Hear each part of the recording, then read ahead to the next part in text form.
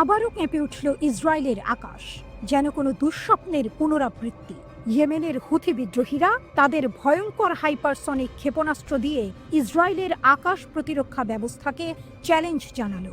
তেল আবিবের প্রধান বিমানবন্দর বেন গুরিয়ন, যা কিনা ইসরায়েলের প্রবেশদ্বার, গত কয়েকদিনের মধ্যে দ্বিতীয়বারের মতো সেই ক্ষেপণাস্ত্রের ভয়ে স্তব্ধ হয়ে গেল। আকাশ থেকে আসা এক অচেনা ধাতব ঝড়, যা রাডারের চোখ ফাঁকি দিয়ে ভয়ঙ্কর গতিতে ধেয়ে যায় ইসরায়েলি শহরের দিকে। ইসরায়েলের লাখো মানুষ সেই আতঙ্ক নিয়েই ছুটে গিয়েছিল বাংকারের দিকে। হাইপারসনিক ক্ষেপণাস্ত্রের হামলায় বেন গুরিয়ন বিমানবন্দর সাময়িকভাবে বন্ধ করে দেওয়া হয়। বাতিল করা হয় একের পর এক ফ্লাইট। বিমানবন্দরের ভেতরে মানুষের দৌড়াদৌড়িতে বেশ কয়েকজন আহত হন। এই দৃশ্য বুঝিয়ে দেয় কতটা অসহায় হয়ে পড়েছে ইসরায়েল, যাদের আকাশ প্রতিরক্ষা একসময় অপরাজেয় বলে মনে করা হতো। সম্প্রতি যুক্তরাষ্ট্র ইয়েমেনের হুথি বিদ্রোহীদের সাথে একটি যুদ্ধবিরতি চুক্তি করেছে। আপাত দৃষ্টিতে মনে হতে পারে এতে হয়তো কিছুটা শান্তি ফিরে আসবে, কিন্তু আসল টুইস্টটা এখানে। এই চুক্তিতে যুক্তরাষ্ট্র নিজেদের সরিয়ে নিয়েছে, একা ফেলে রেখে গেছে তাদের দীর্ঘদিনের মিত্র ইসরায়েলকে। আর সেই সুযোগটাই নিয়েছে হুথিরা।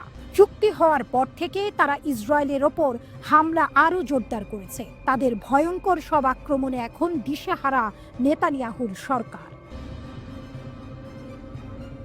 হুথিরা, যাদের একসময় হয়তো দুর্বল প্রতিপক্ষ হিসেবে গণ্য করা হতো, আজ তারা ইসরায়েলের জন্য মূর্তিমান আতঙ্ক। তাদের সামরিক শক্তি ক্রমশ বাড়ছে, আর তার প্রমাণ মিলছে তাদের একের পর এক সফল হামলায়। মঙ্গলবার তারা নিজেরাই নিশ্চিত করেছে যে তাদের ক্ষেপণাস্ত্র ইসরায়েলের আকাশ প্রতিরক্ষা ভেদ করে বেন গুরিয়ন বিমানবন্দরে আঘাত হেনেছে। শুধু তাই নয়, ক্ষেপণাস্ত্রের ভয়ে জেরুজালেম এবং তেল আবিবের মতো গুরুত্বপূর্ণ শহরগুলোতেও সতর্কতামূলক সাইরেন বেজে ওঠে। সাধারণ মানুষ ভয়ে দিশেহারা হয়ে আশ্রয় কেন্দ্রের দিকে ছুটে যায়। কয়েকদিনের মধ্যে ইসরায়েলের সবচেয়ে গুরুত্বপূর্ণ বিমানবন্দরে এটা দ্বিতীয় হামলা।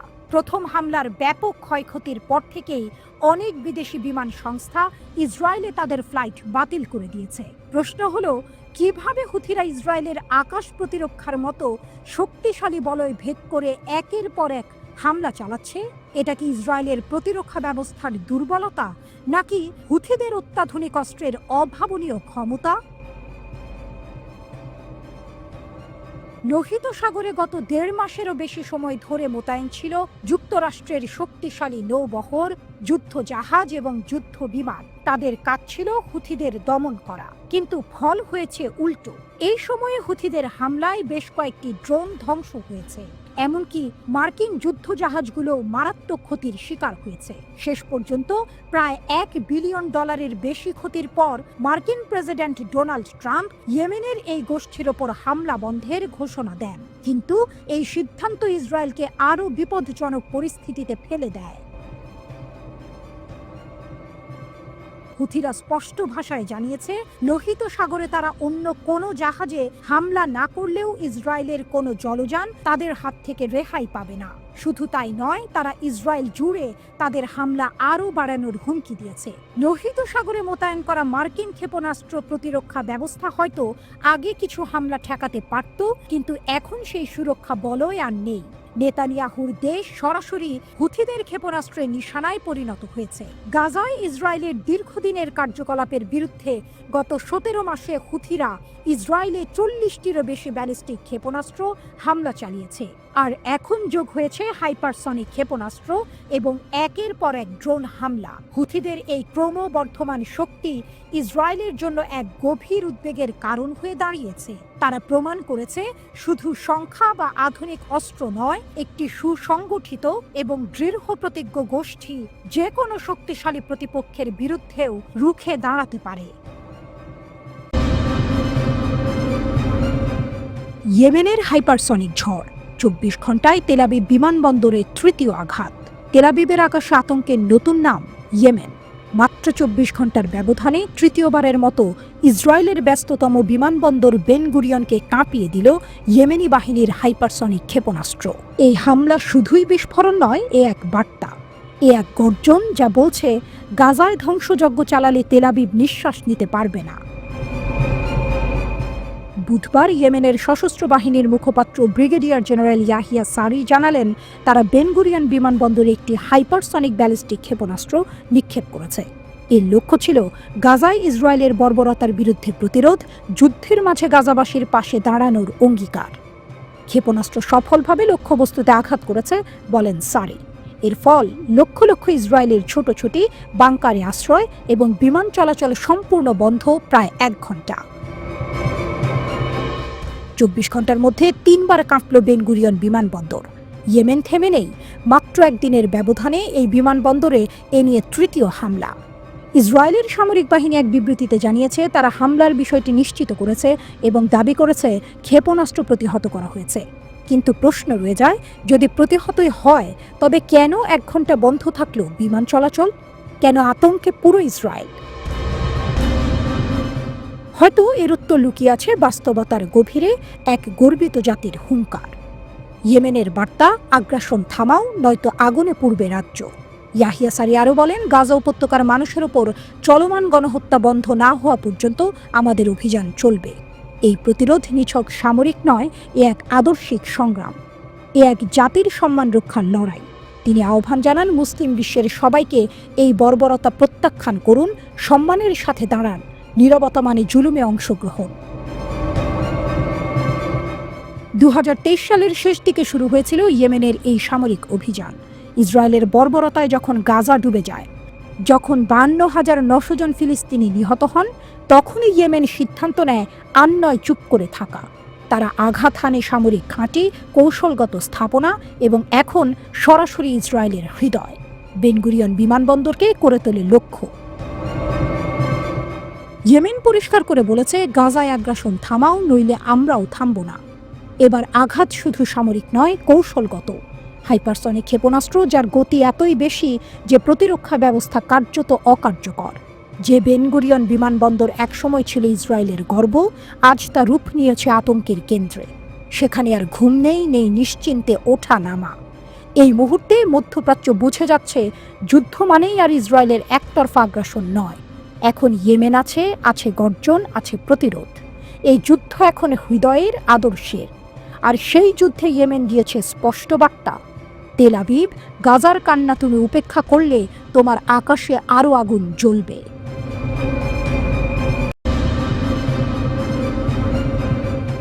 ইয়েমেনের আকাশে গর্জে উঠল নতুন আতঙ্ক।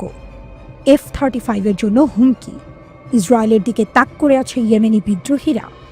একটা সময় ছিল যখন F-35 নাম শুনলেই শত্রুরা কাঁপত। কিন্তু আজ সেই গর্বিত স্টিলথ ফাইটার নিজেই খুঁজছে আশ্রয়, খুঁজছে নিরাপত্তা। আর সেই কাঁপন জাগানো হুমকির নাম আনসার আল্লাহ। ফোর্বসের রিপোর্ট বলছে, মার্চ মাসে অপারেশন রাফ রাইডার নামের মার্কিন অভিযানে যুক্তরাষ্ট্রের F-16 আর অত্যাধুনিক F-35 বিমান সরাসরি গুলির মুখে পড়ে। আনসার আল্লাহর বিমান প্রতিরক্ষা ব্যবস্থা এতটাই কাছে পৌঁছে গিয়েছিল যে ধ্বংসের সীমা ছুঁয়ে ফেলে মার্কিন গর্বের প্রতীক। F-35 যেন দৌড়েছে মৃত্যুর হাত থেকে পালাতে। এই ঘটনায় উদ্বিগ্ন হয়ে উঠেছে মার্কিন প্রতিরক্ষা মহল। কেননা এই প্রথম আনসার আল্লাহর রাডার, মিসাইল আর সাহস একসাথে এতটা কার্যকরভাবে তৎপর হয়েছে। নিউ ইয়র্ক টাইমস জানায়, এই হামলার সময় 7টি MQ-9 রিপার ড্রোনও আকাশ থেকে নামিয়ে এনেছে ইয়েমেনি বাহিনী। এই ভয়ঙ্কর বাস্তবতা কেবল মার্কিন বাহিনীকেই নয়, ইসরায়েলকেও করেছে শঙ্কিত। কারণ যদি মার্কিন সুপার স্টিলথ F-35 এতটা কাছে গিয়ে বাঁচে, তবে ইসরায়েলের F-35I কি রক্ষা পাবে? ফোর্বসের মতে এই হুমকি শুধু মার্কিন যুদ্ধ বিমানের জন্য নয়, ইসরায়েলের জন্যও সমানভাবে উদ্বেগজনক। বিশেষ করে যখন তারা আনসার আল্লাহর বিরুদ্ধে একের পর এক দূরপাল্লার হামলা চালিয়েছে, তেল আবিবের কাছে সফল ড্রোন আক্রমণের প্রতিশোধ নিতে। এই ড্রোন হামলার পরপরই ইসরায়েল আক্রমণ শুরু করে। আর সেই জবাবে হোয়াইট হাউস থেকে ঘোষণা আসে যুদ্ধবিরতির। তাতে বোঝা যায় পরিস্থিতি কতটা জটিল হয়ে উঠেছে। এদিকে মার্কিন মেরিন কর্পসের F-35B এবং নৌবাহিনীর F-35C সুপার ক্যারিয়ার থেকে সরাসরি উৎক্ষেপণ করা যায়। কিন্তু ইসরায়েল তাদের F-35I বিমানগুলোকে উঠতে হয় 1000 মাইলের বেশি। মাঝপথে জ্বালানি ভরতে হয়, সময় ফুরিয়ে আসে, আর প্রতিপক্ষের রাডার ততক্ষণে মেপে ফেলে আকাশের সীমানা। এখন প্রশ্ন হলো, ইসরায়েল কি ঝুঁকি নিয়ে ইয়েমেনে আবার হামলা চালাবে? কারণ এখন আর এটা শুধু একটি বিমান ভূপাতিত হওয়ার গল্প নয়। যদি আনসার আল্লাহ সত্যিই ইসরায়েলি F-35I গুলি করে ফেলে, তবে তারা পাবে এক ঐতিহাসিক বিজয়। একটি অপরাজেয় যুদ্ধ বিমান যদি ইয়েমেনি আকাশে ধ্বংস হয়, তাহলে তা হবে সামরিক ব্যর্থতার প্রতীক এবং আনসার আল্লাহর জন্য মহাকাব্যিক সাফল্য। এই বাস্তবতায় আগামী দিনগুলোতে ইসরায়েল হয়তো তাদের F-35 মিশনকে সীমিত করবে, ঝুঁকি এড়াতে বেছে নেবে কম সংঘাতের পথ। কারণ হঠাৎ করে আজ সেই যুদ্ধ বিমান যার ছিল অদৃশ্য থাকার গর্ব, আজ সেই বিমানকেই দেখা যাচ্ছে সবার চোখে। আকাশে এখন আর একতরফা শাসন নেই। ইয়েমেনের আকাশ এখন আগুন ঝরায়, গর্ব ভেঙে চুরমার করে দেয়। F-35 এখন শুধু একটি বিমান নয়, এটি এক প্রশ্নবোধক চিহ্ন যা মার্কিন এবং ইসরায়েলি কৌশলের কেন্দ্রে ঝুলছে। আসন্ন দিনগুলোতে হয়তো আমরা দেখব কে কাকে পরাস্ত করে। কিন্তু এই মুহূর্তে আনসার আল্লাহ দেখিয়ে দিয়েছে তারা শুধু প্রতিরক্ষা নয়, সাহসেও এখন বিশ্ব শক্তির প্রতিদ্বন্দ্বী।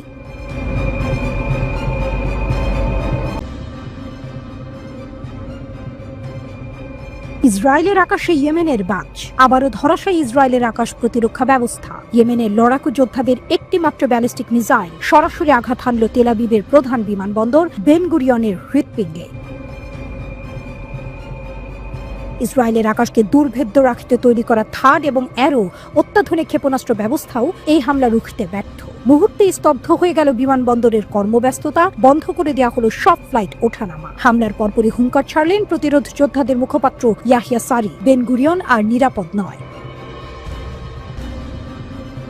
বিমানবন্দরের মুখপাত্রের ঘোষণা, হামলার কারণে বিমান চলাচল বন্ধ হয়ে যায়। একই সঙ্গে স্থগিত করা হয়েছে ট্রেনের আনাগোনাও। পুলিশ সাধারণ মানুষকে ওই এলাকায় ভিড় করতে নিষেধ করেছে। বিমানবন্দরের কর্তারা জানালেন, ক্ষেপণাস্ত্রটি টার্মিনাল 3-এর কাছে একটি পার্কিং লটের পাশে রাস্তায় এসে পড়েছিল। সামাজিক মাধ্যমে ছড়িয়ে পড়া ছবিগুলোতে রাস্তার উপর ধ্বংসের স্পষ্ট চিত্র দেখা গেছে।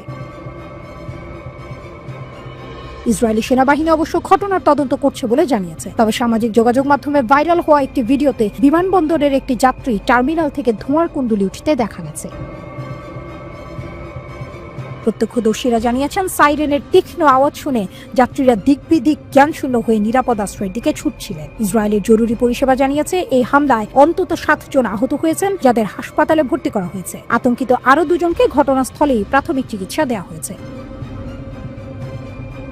ইসরায়েলি সংবাদ মাধ্যম সেই ভয়াবহ মুহূর্তের ভিডিওকে প্রকাশ করেছে, যেখানে ব্যালিস্টিক মিসাইলের সরাসরি আঘাতের চিত্র স্পষ্ট। প্রতিবেদনে বলা হয়েছে, ক্ষেপণাস্ত্রের ওয়ারহেডের ভয়ঙ্কর বিস্ফোরণে এক বিশাল শক ওয়েভ তৈরি হয়, যা প্রায় 50 কিলোমিটার দূর পর্যন্ত শোনা গেছে। বেন গুরিয়ন বিমানবন্দরের কাছে অবস্থিত বেদ রিপকা ইনস্টিটিউট সহ বেশ কয়েকটি ভবনও ওই তীব্রতায় ক্ষতিগ্রস্ত হয়েছে।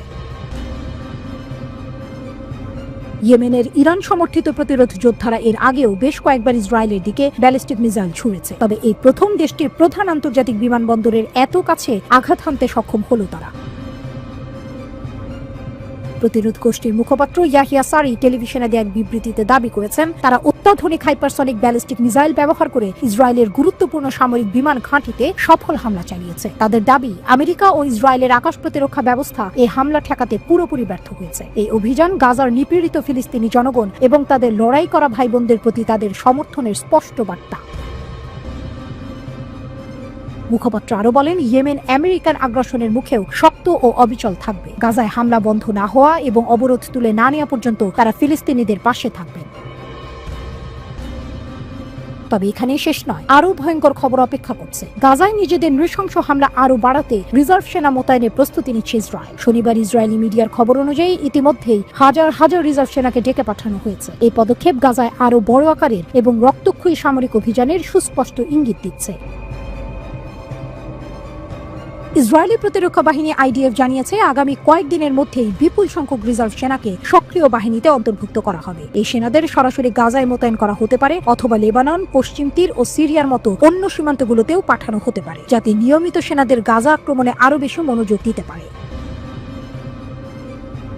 ইসরায়েলি সরকার 2025 সালকে যুদ্ধের বছর হিসেবে ঘোষণা করেছে এবং 4 লাখ রিজার্ভ সেনাকে ডেকে আনার পরিকল্পনা করছে। গাজা যুদ্ধের মধ্যে ইসরায়েলি সেনাবাহিনী সেনা ঘাটতির সম্মুখীন।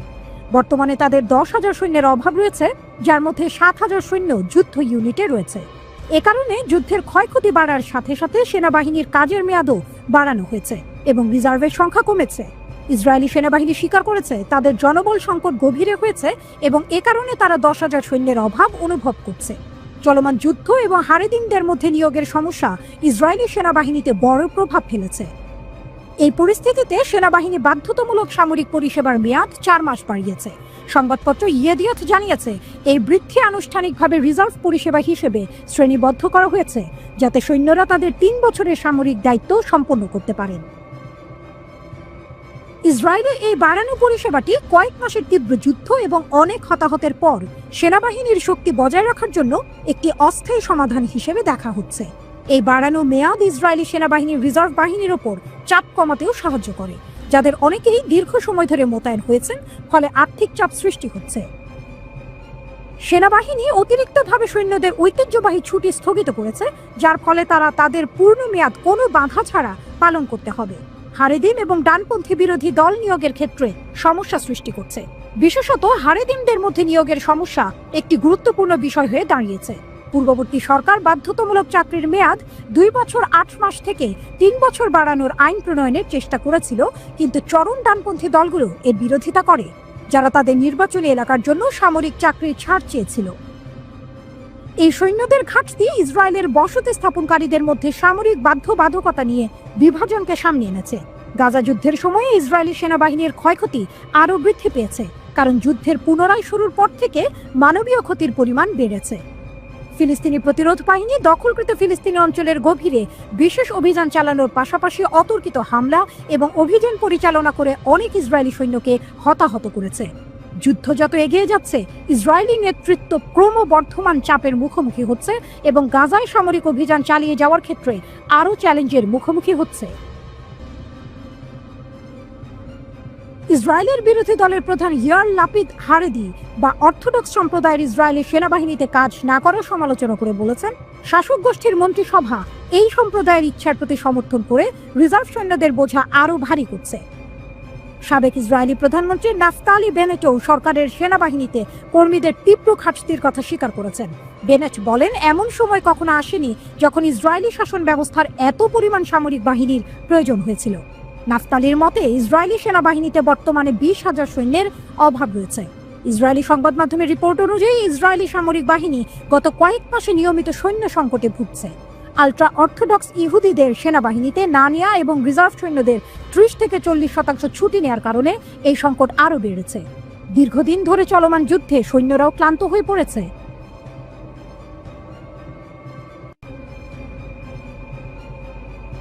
গাজায় আল কাসামের স্নাইপার হামলা। গাজার উত্তরে হামাসের সশস্ত্র শাখা আল কাসাম ব্রিগেডের স্নাইপাররা 4 ইসরায়েলি সৈন্যকে টার্গেট করেছে। এই হামলা ব্রেকিং দ্য সোর্ড নামের একটি অপারেশনের অংশ ছিল। আল কাসাম তাদের সামরিক মিডিয়ার মাধ্যমে এই হামলার ভিডিও ফুটেজ প্রকাশ করেছে। এই ঘটনা ঘটেছে উত্তর গাজার বেইথানুন এলাকার আল আউদা স্ট্রিটে। আল কাসামের যোদ্ধারা স্থানীয়ভাবে তৈরি ঘোল নামের স্নাইপার রাইফেল ব্যবহার করে এই হামলা চালায়। ফুটেজে দেখা গেছে ইসরায়েলি সৈন্য ও অফিসারদের লক্ষ্য করে গুলি ছোড়া হচ্ছে। এছাড়াও ইসরায়েলি সামরিক যানবাহন ও সরঞ্জামের ওপর বর্মভেদী রকেট হামলার দৃশ্য রয়েছে। আল কাসাম ব্রিগেড জানিয়েছে এই হামলা তাদের পরিকল্পিত অপারেশনের অংশ ছিল। গত বৃহস্পতিবার এই হামলা চালানো হয় এবং এর ফলে কমপক্ষে 4 ইসরায়েলি সৈন্য এবং অফিসার নিহত বা আহত হয়েছে। হামাসের মুখপাত্র আবু ওবাইদা বলেছেন, ফিলিস্তিনি যোদ্ধারা ইসরায়েলি বাহিনীর বিরুদ্ধে সাহসিকতার সাথে লড়াই করছে। তারা সঠিক সময় ও স্থান বেছে নিয়ে হামলা চালাচ্ছে। তিনি আরও বলেছেন, বেইথানুন থেকে রাফাহ পর্যন্ত আমাদের যোদ্ধাদের বীরত্ব গর্বের বিষয়। এটি একটি সামরিক অলৌকিক ঘটনা এবং সমগ্র জাতির জন্য অনুপ্রেরণা। আবু ওবাইদা জোর দিয়ে বলেন, ফিলিস্তিনি যোদ্ধারা বিজয় অথবা মৃত্যু পর্যন্ত লড়াই করতে প্রস্তুত। Al Qassam brigade breaking the sword নামে আরেকটি বড় অপারেশন চালায়। এই অপারেশনে ইসরায়েলি সামরিক বাহিনীর একটি গোয়েন্দা যানবাহন ট্যাঙ্ক বিধ্বংসী রকেট দিয়ে ধ্বংস করা হয়। যখন ইসরায়েলি সৈন্যরা উদ্ধার কাজে এগিয়ে আসে, তখন তাদের ওপর বিস্ফোরক দিয়ে হামলা চালানো হয়। এছাড়া আল কাসাম ইসরায়েলের একটি সামরিক ক্যাম্পে 4টি আরপিজি রকেট এবং মর্টার হামলা চালায়। গাজা সিটির আল তুফা এলাকায় ইসরায়েলি সৈন্যদের যানবাহনেও হামলা চালানো হয়েছে, যার ভিডিও প্রকাশ করা হয়েছে। ঘোল স্নাইপার রাইফেলটির নামকরণ করা হয়েছে শহীদ ইঞ্জিনিয়ার আদনান আল ঘৌলের নামে। যাকে 2004 সালে ইসরায়েলি বাহিনী হত্যা করেছিল।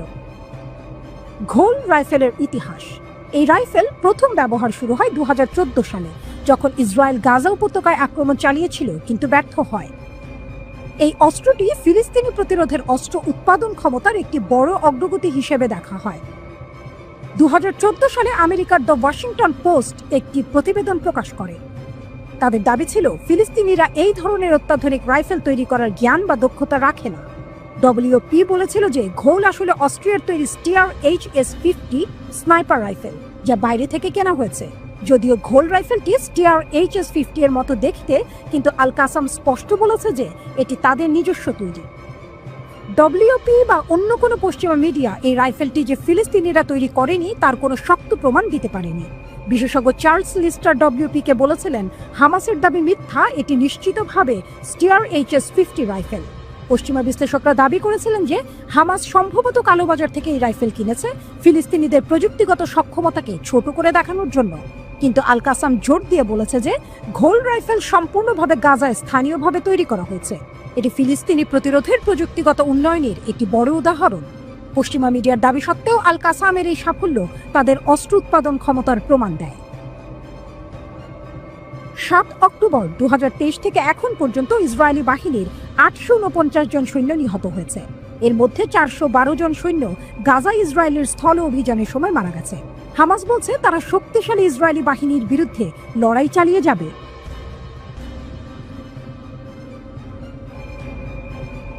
অন্ধকার যখন ঘনিয়ে আসে, আলো তখন নিজেদের ভাষায় কথা বলে, আর সেই ভাষা ছিল আগুনের, ছিল বারুদের। গাজা উপত্যকার উত্তর প্রান্তে বেইত হানুনে এক নিঃশব্দ ভোরে ইতিহাসের আরেকটি অধ্যায় রচিত হলো। হামাসের আল কাসাম ব্রিগেড ইসরায়েলি দখলদার বাহিনীর হৃদয়ে ঝাঁপিয়ে পড়ে এক আক্রমণের বর্ণময় কাব্য রচনা করল।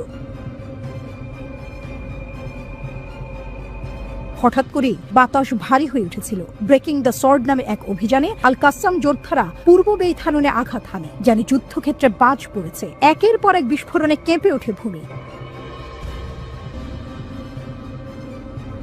একটি ইসরায়েলি স্টর্ম সামরিক জিপ, যে গাড়ির কাছে ছিল যুদ্ধের আত্মবিশ্বাস, মুহূর্তেই ছিন্ন ভিন্ন হয়ে পড়ে একটি ট্যাঙ্ক বিরোধী ক্ষেপণাস্ত্রের স্পর্শে। আঘাতটি ছিল নিখুঁত। এর শব্দ ছিল না কেবল ধ্বংসের, বরং ছিল প্রতিরোধের প্রতিজ্ঞা। হামাস জানিয়েছে এই আক্রমণে নিশ্চিতভাবে হতাহতের ঘটনা ঘটেছে। ইসরায়েলি বাহিনীর আত্মবিশ্বাস তখন টালমাটাল। আহতদের উদ্ধারে যখন ছুটে আসে আরো সেনা, তখনই শুরু হয় দ্বিতীয় অধ্যায়। একটি টিভি 3 টাইপ বিস্ফোরক ডিভাইস দিয়ে সেই বাহিনীকে লক্ষ্য করে চালানো হয় মারণ আঘাত। এটা ছিল পরিকল্পনার অংশ। একে একে সব দরজা বন্ধ হয়ে যাচ্ছিল। আল কাসাম জানিয়েছে এই দ্বিতীয় হামলায় অনেক ইসরায়েলি সৈন্য নিহত ও আহত হয়েছে। তবে অভিযান এখানেই শেষ নয়, এক নতুন মোড়ের শুরু তখন। হামাস যোদ্ধারা আরো এগিয়ে গিয়ে 4টি আরপিজি এবং মর্টার শেল দিয়ে এক ইসরায়েলি সামরিক ঘাঁটিতে হামলা চালায়। তাণ্ডব যেন থামতেই চাইছিল না। গাজার আল তুফা পাড়ার কাছাকাছি গাড়িগুলোর ক্ষতিগ্রস্ত চিত্র প্রকাশ করেছে হামাসের সামরিক মিডিয়া। ধ্বংসস্তূপের ছায়ায় দাঁড়িয়েছিল এক বিজয়ের আলেখ্য। প্রতিটি ফুটেজ যেন চিৎকার করে বলছিল, আমরা এখনো আছি, আমরা এখনো প্রতিরোধ করি। এরপর লক্ষ্যবস্তু হয় আরো 2টি বড় সামরিক যান, একটি ম্যারকাভা ট্যাঙ্ক এবং একটি D9 বুলডোজার। এই দুটোই ইসরায়েলি সেনাবাহিনীর শক্তির প্রতীক। জাবাল আল সুরানি এলাকায় এই যানগুলোতে চালানো হয় 105 মিমি ক্ষেপণাস্ত্রের নিখুঁত আঘাত। হামলার পর আগুন জ্বলে ওঠে, শক্তির প্রতীকগুলো মুহূর্তে রূপান্তরিত হয় ধ্বংসস্তূপে। হামাস জানিয়েছে এই হামলা 2টো যানকেই সম্পূর্ণ অক্ষম করে দিয়েছে এবং এখানেই ফুটে ওঠে হামাসের কৌশলগত প্রজ্ঞা। একাধিক ধাপে সুনির্দিষ্ট সময় জ্ঞান ও পরিকল্পনার মাধ্যমে এই জটিল অভিযানটি পরিচালিত হয়েছে। ইসরায়েলি সংবাদ মাধ্যম নিশ্চিত করেছে 1 সৈন্য নিহত এবং আরো 4 জন গুরুতর আহত হয়েছে। টুইস্ট আসে এখানে, ঠিক যে স্থানে এই অ্যাম্বুশ, কয়েকদিন আগেই তা পরিদর্শন করেছিলেন ইসরায়েলের প্রধানমন্ত্রী বেনিয়ামিন নেতানিয়াহু ও পররাষ্ট্রমন্ত্রী ইসরায়েল কাটস। এ যেন এক প্রতীকী জবাব। নেতাদের পদচিহ্নের পথেই হামাস ছড়িয়ে দিয়েছে বিস্ফোরক বার্তা। আল কাসাম এই হামলাকে বলেছে প্রতিরোধের সাফল্য। তারা বলেছে এই আক্রমণ প্রমাণ করেছে তাদের যোদ্ধারা এখন দখলদার বাহিনীর মুখোমুখি যুদ্ধে নামার ক্ষমতা রাখে। এই যুদ্ধ শুধু অস্ত্রের নয়, মনস্তত্ত্বেরও। প্রতিটি বিস্ফোরণ ছিল এক ধাক্কা ইসরায়েলি আত্মবিশ্বাসে, প্রতিটি আঘাত ছিল এক ধাক্কা তাদের কৌশলে। যুদ্ধের ময়দানে গর্জে উঠেছে এক দল সাহসী তরুণ, যারা জানে স্বাধীনতা ছিনিয়ে আনতে হলে কিছু অধ্যায় আগুন দিয়ে লিখতে হয়। তলোয়ার ভাঙার নামে এই অভিযান ছিল তাৎপর্যপূর্ণ। এই আক্রমণ কাঁপিয়ে দিয়েছে ইসরায়েলের আভিজাত প্রতিটি স্টর্ম গাড়ি, প্রতিটি ট্যাঙ্ক, প্রতিটি D9 বুলডোজার এখন জানে যুদ্ধের মাঠে এখন আর একতরফা দম্ভ চলে না। গাজার ধুলায় গড়াগড়ি খাচ্ছে ইসরায়েলি অস্ত্র, বাতাসে ভাসছে বার্তা, আমরা এখনো আছি। হামাস আবারও প্রমাণ করেছে প্রতিরোধের ভাষা হারিয়ে যায় না। তারা দেখিয়েছে যখন দখলদার আসে তখন প্রতিরোধ হয় অনিবার্য। এটি ছিল আল কাসামের এক সুসজ্জিত অভিযান, যেখানে বারুদের গন্ধেই লেখা হয়েছে গৌরবের ইতিহাস।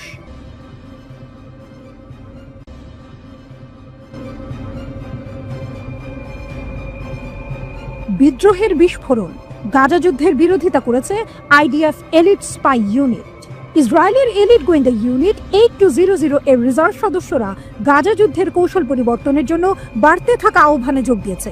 একটি প্রকাশ্য চিঠিতে গোয়েন্দা কর্মকর্তারা জিম্মিদের অবিলম্বে মুক্তি চেয়ে ইসরায়েলি সরকারকে তাদের ফিরিয়ে আনার বিষয়টি অগ্রাধিকার দেওয়ার অনুরোধ করেছেন, এমনকি যদি এর জন্য চলমান সামরিক অভিযান থামিয়ে দিতে হয়।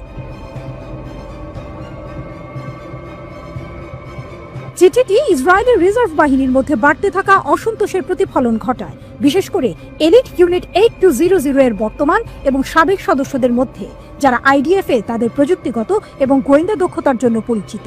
জরুরি হস্তক্ষেপের জন্য আমরা বিমান ক্রুদের তাদের দাবিতে সমর্থন করি, চিঠিতে বলা হয়েছে। ইসরায়েলি সংবাদ মাধ্যম কানের প্রতিবেদনে জানানো হয় স্বাক্ষরকারীদের মধ্যে শত শত রিজার্ভ সৈন্য এবং সাবেক অফিসার ছিলেন। চিঠির বার্তাটি পরিষ্কার ছিল, আমরা বিশ্বাস করি যে ব্যক্তিগত এবং রাজনৈতিক স্বার্থ এখন সংঘাতকে এগিয়ে নিয়ে যাচ্ছে। স্বাক্ষরকারীরা জোর দিয়ে বলেন যুদ্ধ এখন জাতীয় নিরাপত্তার চেয়ে রাজনৈতিক এজেন্ডা পূরণের জন্য ব্যবহৃত হচ্ছে। এই চিঠিতে সক্রিয় ডিউটি বিমান বাহিনীর কর্মীদের সাম্প্রতিক প্রতিবেদনের প্রতিধ্বনি শোনা যায়, যারা জিম্মিদের অবিলম্বে দেশে ফিরিয়ে আনার দাবিও করেছেন, এমনকি যদি এর জন্য সামরিক খরচ বৃদ্ধি পায়। IDF এর ডাক্তার, নৌ কর্মকর্তা এবং অন্যান্য রিজার্ভ সৈন্যরাও একই ধরনের আবেদন করেছেন।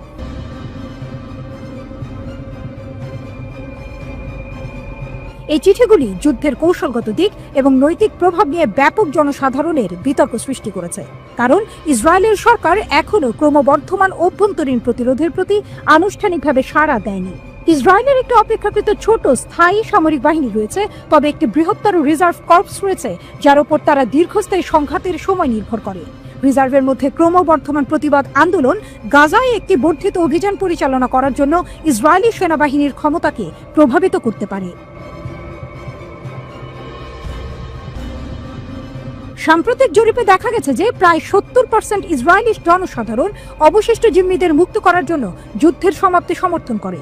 তবুও প্রধানমন্ত্রী চিঠিগুলির তাৎপর্য খাটো করে দেখার চেষ্টা করছেন। ইসরায়েলের রাজনৈতিক নেতারা যুদ্ধবিরতি আলোচনা পরিচালনাকারী মধ্যস্থতাকারীদের হতাশ করেছেন। দুটি চিঠি যুদ্ধ অব্যাহত রাখার সমালোচনা করলেও স্বাক্ষরকারীরা কাজ করতে অস্বীকৃতি জানায়নি। বৃহস্পতিবার প্রথম চিঠি প্রকাশের কয়েক ঘন্টার মধ্যেই ইসরায়েলি সেনাবাহিনী ঘোষণা করেছে যে তারা চিঠিতে স্বাক্ষরকারী বিমান বাহিনীর রিজার্ভ সদস্যদের বরখাস্ত করেছে এবং স্বাক্ষর বিশ্লেষণ করে দেখছে যে আরও কতজন এখনও সামরিক বাহিনীতে রয়েছেন। একজন IDF কর্মকর্তা বলেছেন যে বেশিরভাগ স্বাক্ষরকারী সক্রিয় রিজার্ভ সদস্য নন।